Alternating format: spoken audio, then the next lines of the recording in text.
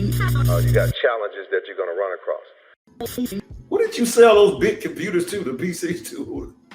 Anybody? What? Do you want one? Do you need a big computer? Because I can sell you a computer. It's like, you need it? I don't know if I need that. Yes, you do. Absolutely. Because my commission is going to depend on you saying yes. Right. Right?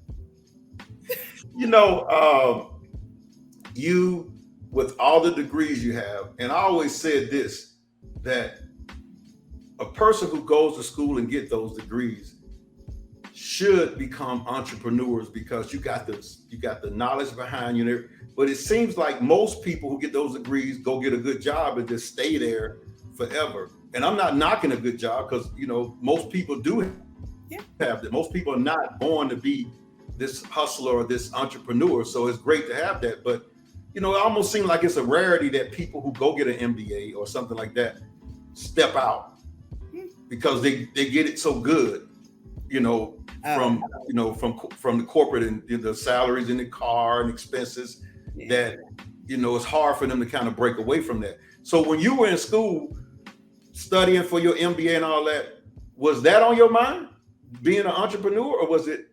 Yeah, oddly, because the reason that I, and this is a note for all of my, I always say Black women, but it's for any woman really, especially who grew up in the same era that I grew up, right? We were kind of taught that we go to school, we get a good job, we get married, and then we have the kids, blah, blah, blah.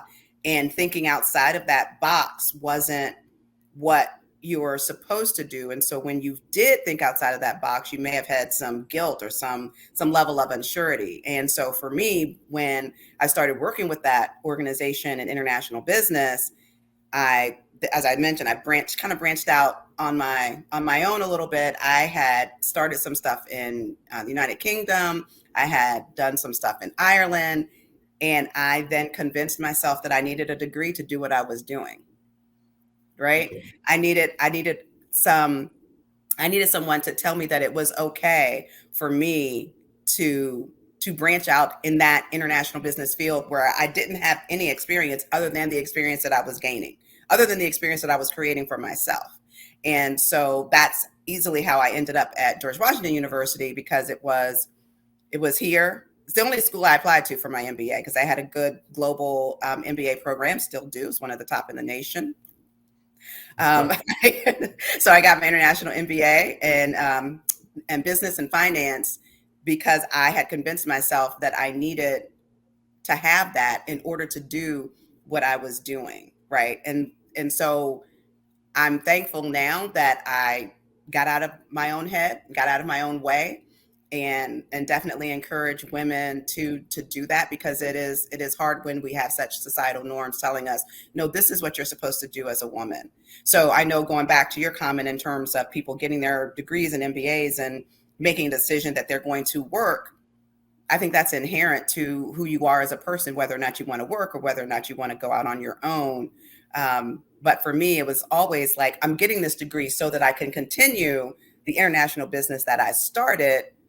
And then after the degree, realizing that, oh, well, you're going to need to make some money for a minute to be able to do anything it is that you want to do. And so that's why I got a job, because I knew that I was going to go back out in some way, shape, or form.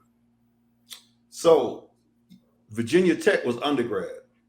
Yes. George Washington's MBA. Okay, so you never thought of HBCU for undergrad? What were you? I did not. Really? I did not, because I went to a school where I could see some like division in Fairfax County. And my only thinking was, I got to learn how to deal with them some way, shape, or form. I got to learn how to deal with them. I got to learn how to work with them. I got to learn how to be around them. So might as well go to school to be around them. And how I got to Virginia Tech that's a funny story that if you have a minute, I can tell you, but it wasn't my first choice. Let me just say that. My first choice was Penn State. I was going to go to Penn State because I'm chronic asthmatic, and I was going to do something in genetics. I was going to solve asthma for all the Black people. And Penn State, as you know, 5 hours away from the DC area, which is where I am. And And I went to my mom very proudly with my Penn State, yay. And she goes, that's great, honey. Where else did you apply? And I was like, nowhere. That's where I wanted to go. And that's where I applied. And yeah, we're in. Yay, let's go. And she's like, you know, it's out of state tuition. And she just kept saying, she was like, basically, you ain't doing that. So my mama went to my bedroom, started looking on my desk. And she's like, I know I'm going to find a good Virginia's college in here. She goes, Virginia Tech. That sounds good. This is a true story. And she went to her bedroom and she goes, I'm going to call them. I said, Mom, it's okay. It's already early admissions are done. I'll just wait out a semester or I'll figure something else out. I'll go local, community college, whatever. She goes, I'm going to call them. My mother literally goes in her room. She calls the admissions office at Virginia Tech and she comes back out and she goes, okay, you're in. Now, you got to write that essay and you better write a good essay. I know you better write a good essay. And she goes, this is what you got to do. And ta-da, I went to Virginia Tech. She says, okay, you're in. I took care of that. I'm not with you. I was like, and it's funny because in hindsight, she wasn't paying for it.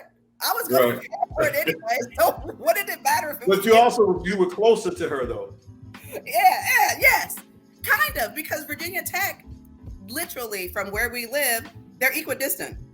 5 hours in the mountains. She just wanted me to be in Virginia. Okay.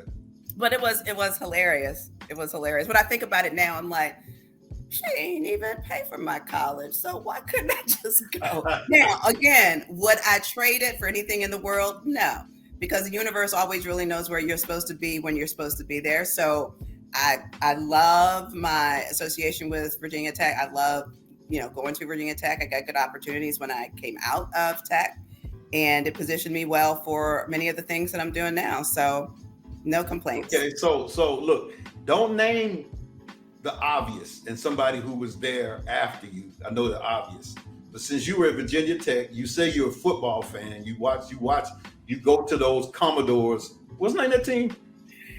Commanders. We don't know because we're getting a new owner and that might change. Okay. So you go to those games. When you was at Virginia Tech, name the superstar football player.